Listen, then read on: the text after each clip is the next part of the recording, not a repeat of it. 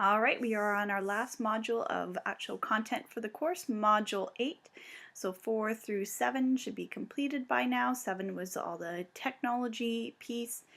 So that leaves us with this module called Leadership in Learning, which really focuses on the inclusive classroom and then some stuff about controversial topics. So this leadership in communities is something that was somewhat mandated from the ministry when we were writing the course content for this ABQ, is that we include some things about inclusive classrooms. It actually fits in quite well with the social sciences because when we're dealing with things like food, we want to make sure we include all different types of food from around the world. If you're teaching the religion course, clearly you're going to focus on the different religions that are around the world and not just prescribing to one a train of thought, right? So, and then also considering you have people from all different parts of the world in your course. Where I teach in Northern Ontario here, clearly we are not as diverse as some of, if you're teaching at a Southern Board, we have people from Ottawa in our course.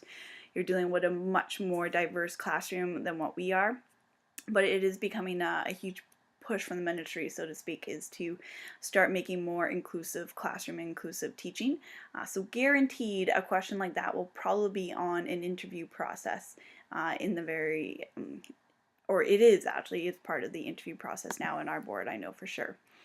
That's why you have as your Scrupal question a chance to write up an interview response. The inclusive classroom is an option there, but I've given some other interview question options. These are all questions that are asked in our board anyways. I've went around and talked to some principals and people that were in part of interview committees, and these were some of the top questions that have been asked during the interview process. So it gives you some authentic chance to write a response instead of verbally. But should you want to DI that and verbally give a response, I'm open to that. If you want to record your voice or record yourself, you're more than welcome to as well, or you can do a written response.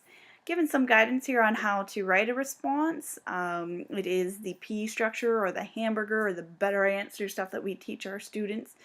To start with restating the question.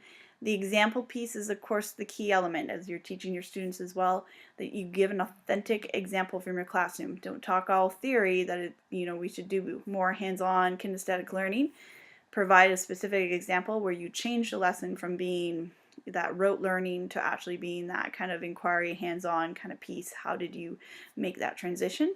Add information from readings or other pedagogy that you have looked at, and then make a meaningful connection for you of what that means to you and your philosophy of teaching.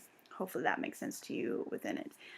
So hopefully you enjoyed it. It's a little shorter of a unit, thinking about inclusive classrooms, how to include lessons like that in your lesson planning.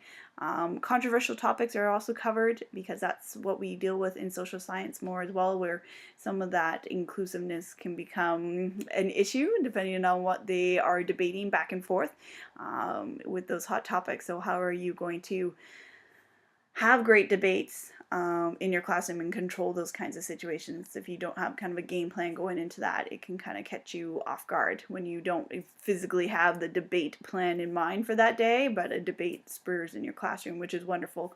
But how are you going to control that? So some thinking around that. All right, any questions as always, email me. Keep on working on your unit plans. If you have questions or problems finding resources, please contact me. Take care.